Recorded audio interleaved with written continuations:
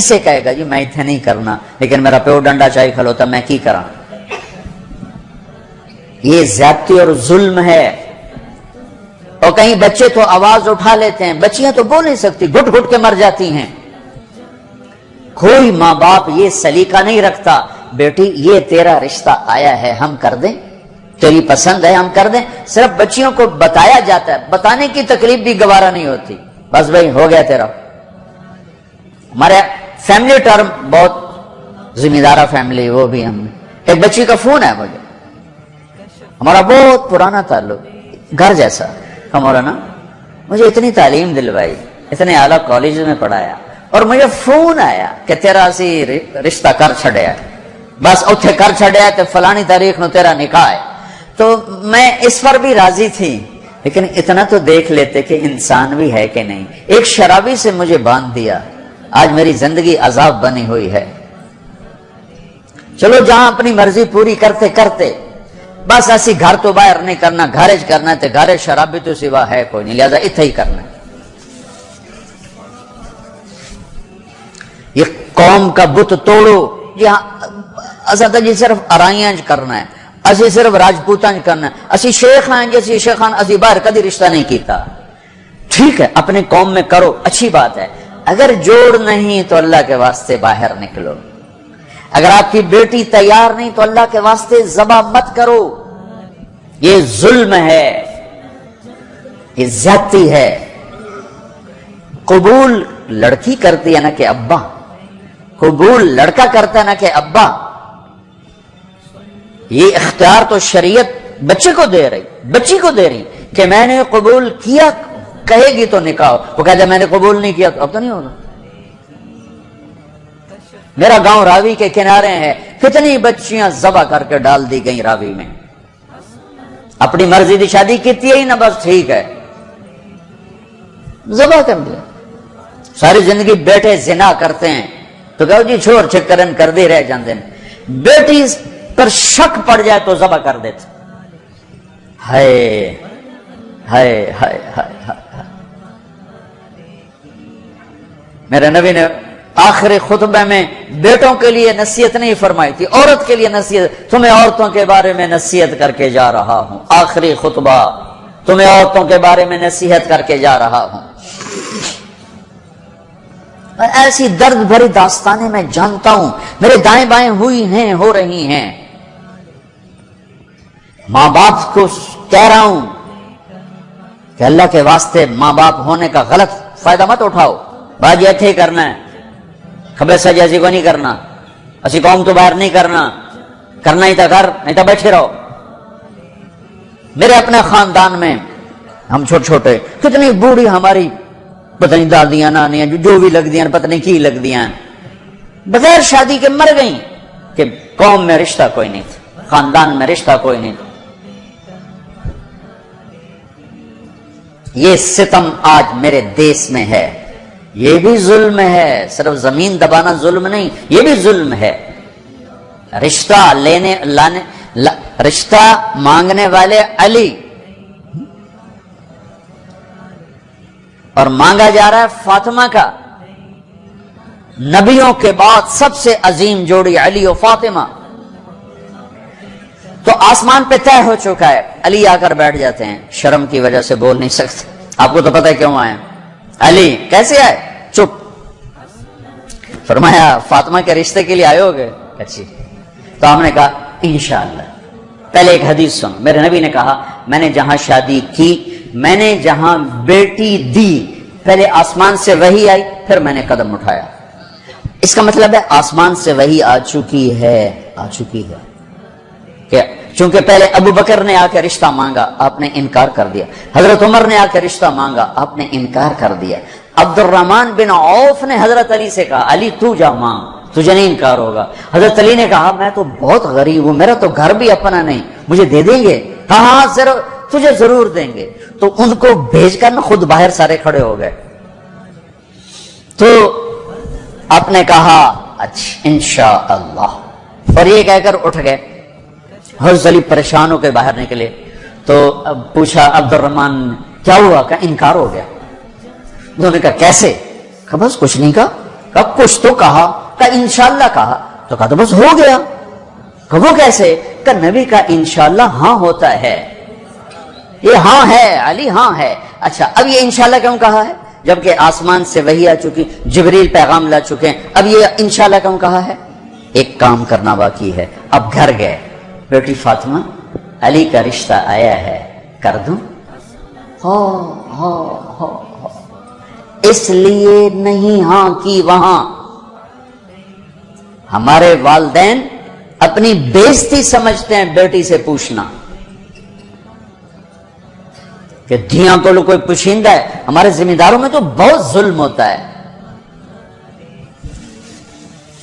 جیسے کوئی گائے بھینس ہے، جیسے کوئی بھیڑ بکری ہے، گلے میں رسی ڈال کے اور کسی کے قلعے پہ جا کے باندھ دو، کسی کے کھونٹے کے ساتھ جا کے باندھ دو۔ شہروں میں تو پھر بھی تعلیم آ گئی ہے، کچھ نہ کچھ بچیاں بھی بول پڑتی ہیں، اس کے بولنے کو بغاوت سمجھا جاتا ہے۔ او بھائی یہ بغاوت نہیں، اپنا حق مانگ رہی ہے۔ ہاں میں اولاد سے بھی کہتا ہوں، اگر ماں باپ جبر کر جائیں پھر سہ جانا، پھر اللہ تمہارے لیے خیر کی شکلیں پیدا کرے گا۔ باغی ہو کے قدم اٹھاؤ گے تو تباہی ہے۔ لیکن ماں باپ سے بھی کہتا ہوں ایسے نادان نہ بنو، ایسے نادان نہ بنو۔ کیا حضرت فاطمہ انکار کر سکتی تھی؟ کیا حضرت فاطمہ پر اتنا اعتماد نہیں تھا میرے نبی کو کہ آپ کہتے ہیں ہاں علی ٹھیک ہے بولا، میں بعد میں خود پوچھ لوں گا؟ نہیں نہیں، امت کو سبق دینا ہے کہ جو جوڑی آسمانوں پر طے ہو چکی ہو اس میں بھی پہلے پوچھنا ضروری ہے۔ حضرت فاطمہ نے عرض کی جی ہاں، پھر واپس آئے، علی مجمع اکٹھا کرو، لوگ اکٹھے کیے، پھر حضرت علی کو یہاں بٹھایا سامنے، پھر ممبر پہ کھڑے ہوئے کہ لوگو جبریل میرے پاس سے پیغام لے کر آئے اللہ کا کہ میں اپنی بیٹی فاطمہ کا ہاتھ علی کے ہاتھ میں دے دوں۔ پھر پوچھا، کیوں پوچھا؟ اے میری امت بچیوں سے پوچھنا، یہ ان کا زندگی انہوں نے گزارنی، تم نے تو نہیں گزارنی، میری عزت دا سوال ہے، میری غیرت دا سوال ہے۔ تیری زندگی تو گزر چکی ہے، اس لیے ابھی شروع کر رہی ہے، کیوں اس کو سسکا کے مارنا چاہتی؟ پھر بیٹیوں کو حصہ کوئی نہیں دیتا وراثت میں، کیا کہیں کوڑے کے ڈھیر پر پڑی ملی تھی یا کہیں یتیم خانے سے اٹھا کے لائے تھے یا کسی اور پیٹ میں اس بچی نے پرورش پائی یا کسی اور چھاتی کا دودھ پیا یا کسی اور پانی سے یہ بنی؟ تیرے پانی سے بیٹا بنا، تیرے پانی سے بیٹی بنی۔ ایک چھاتی کا بیٹے نے دودھ پیا، اسی چھاتی کا بیٹی نے پیا۔ پروان چڑھی تو جہیز دے کر رخصت۔ اب چند دن پہلے ایک خاتون کا مجھے فون آیا ایک شہر سے کہ بھائیوں نے باپ بیمار ہوئے تو بھائیوں نے فراڈ کر کے ساری جائیداد اپنے نام لگوا کے مجھے خالی ہاتھ کر لیا ہے، میں در بدر پھر رہی ہوں، نہ میرے پاس گھر ہے نہ میرے پاس کھانے کو روٹی ہے، اور بھائیوں نے ساری جائیداد پہ قبضہ کر لیا۔ یہ ہر گھر کی کہانی ہے، 100 میں 100 یہ کر رہے ہیں، کوئی لاکھوں میں ایک ہے جو بچیوں کی وراثت کا اہتمام کرتا ہے۔ باپ مر گیا، ماں بیوہ ہو گئی، اگر باپ کی وراثت ہے تو 8واں حصہ ماں کا ہے، 8واں حصہ ماں کا ہے، 8واں حصہ ماں کا ہے۔ ماں کو یہاں تک مت پہنچاؤ کہ تمہارے سامنے یوں کرے، جس کی چھاتیاں لٹک گئی تمہیں دودھ پلاتے ہوئے وہ یوں کرے کہ مجھے پیسے دو۔ اگر باپ کی وراثت ہے 8واں حصہ اس کو دو، نہیں ہے تو ٹھیک ہے، تو اس کا حق ہے، بیٹیوں کا حق ہے، انہیں دو۔ تمہارے بیٹے تمہارے لیے عذاب بن جائیں گے آخرت میں اگر بیٹیوں کو حق نہ دیا۔ تو ان پر مادی ظلم بھی ہے، جانی ظلم بھی ہے، روحانی ظلم بھی ہے۔ نہ جائیداد دیتے ہیں، نہ ان کی رائے لیتے ہیں، بھیڑ بکری کی طرح کسی کی کھرلی پہ باندھ کے آ جاتے ہیں۔ لوگوں جبریل میرے پاس اللہ کا پیغام لائے ہیں، پھر نکاح کیا، 400 درہم 480 درہم دونوں ہیں۔ علی فاطمہ بنت محمد کو تمہارے نکاح میں دیا، قبول ہے؟ اجی قبول ہے، اور سجدے میں سر رکھ رب اوزعنی ان اشکر نعمتک التی انعمت علی، یہ دعا مانگی۔ اللہ کے نبی نے زور سے آمین کہا، پھر آپ نے سب کو شہد کا شربت پلایا یا چھوارے کھلائے، پھر رخصتی ہوئی، مہینے بعد 6 ماہ بعد سال بعد یا فوراً، ساری روایات ہیں۔ حضرت علی آئے تو آپ کو اندر لے گئے، حضرت فاطمہ کا ہاتھ پکڑا اور علی کے ہاتھ میں دیا اور کہا علی آپ کو نبی کی بیٹی مبارک، اللہ آپ کو نبی کی بیٹی مبارک۔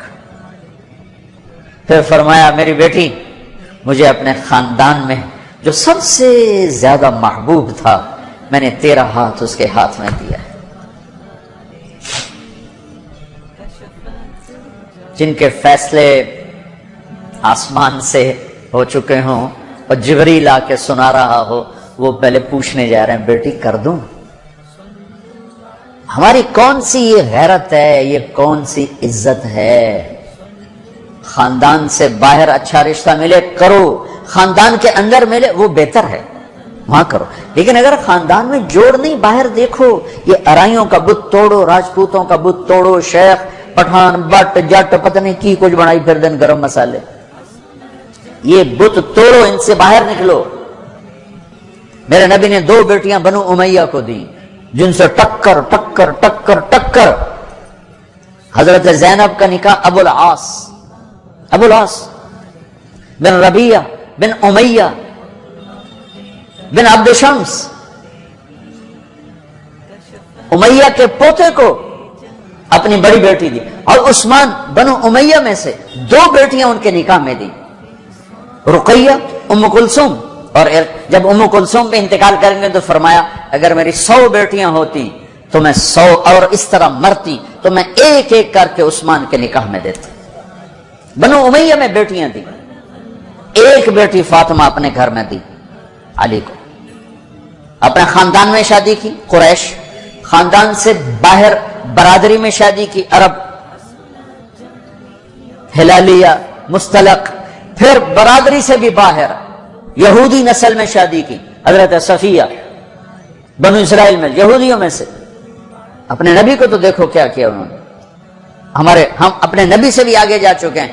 کتنے بچے میرے پاس آتے ہیں نوجوان کہ جی شادی کرنا چاہتا ہوں، وہاں بچی بھی تیار ہے، لیکن وہ کہتے ہیں بس ہم نے راجپوتوں سے باہر نہیں کرنا، ہم نے ارائیوں سے باہر نہیں کرنا، ہم نے شیخوں سے باہر نہیں کرنا۔ میں ان کو یہ کہ بھائی دیکھو بیٹا، کورٹ میرج سے بچنا کہ برکت نہیں ہوتی، اللہ سے مانگو، نہیں ہو تو پھر صبر کر کے پی جاؤ۔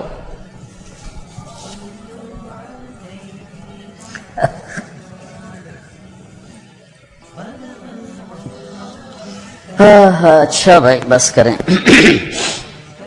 تو یہ ایک خوبصورت زندگی ہے جس کو سیکھنے کی ضرورت ہے۔ یہ تبلیغ میں جانا، اس کو سیکھنا ہے۔ یہ وہ زندگی کے وہ مسائل ہیں جو عام طور پر ممبر سے بیان نہیں ہوتے، عام طور پر ان کو نہیں سامنے لایا جاتا، جس کی وجہ سے ہم ایسے الجھے پڑے ہیں۔ میں آپ کی منت کرتا ہوں اپنے نبی کی پاکیزہ سیرت سیکھو، زندگی سیکھو، قرآن پڑھو، سیرت پڑھو، علماء سے رابطہ رکھو، علماء کو عزت دو، ہر فرقے کے عالم کو عزت دو، آپ سے اختلاف کرے، آپ کو برا بھلا کہے، عزت سے سلام کرو، محبت کرو، تبلیغ میں وقت لگاؤ تو انشاءاللہ آپ کی زندگی کے روشن باب کھلتے چلے جائیں گے، کھلتے چلے جائیں گے۔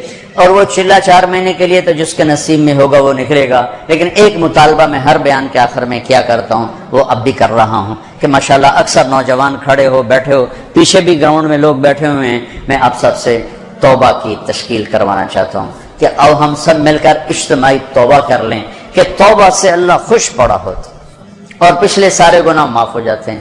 تو کیا خیال ہے، توبہ کرنا ہے؟ تو توبہ کرتے ہو، پکی کرتے ہو؟ کہو میرے ساتھ یا اللہ میری توبہ، پھر کہو یا اللہ میری توبہ، پھر کہو یا اللہ میری توبہ۔ مبارک مبارک مبارک۔ اگر آپ نے پکی کر لی ہے تو اللہ کے فضل سے آپ کے پچھلے سب گناہ معاف ہو گئے۔ اب ان علماء سے پوچھ لینا کہ اس کی ترتیب کیا ہے، فرائض چھوٹے ہیں کیا کرنا ہے، حقوق چھوٹے ہیں کیا کرنا ہے، لیکن گناہ معاف ہو گیا۔ نماز نہیں پڑھتا تھا، گناہ معاف۔ اب کرنا کیا ہے، کسی کے حق دبائے تھے، گناہ معاف۔ اب حق ادا کیسے کرنا، یہ اپنے اہل علم سے یا جس پر آپ کو اعتماد ہو اس سے جا کر آپ پوچھ لو۔ اور آپ جہاں جہاں سے آئے ہو، میری یہ گزارش ہے مہینے میں 3 دن تبلیغ میں ضرور جاتے رہو، صرف 3 دن نیت کرتے ہو، سارا مجمع سارے۔ اور جو آپ فیصل آباد میں رہتے ہو تو جمعرات کو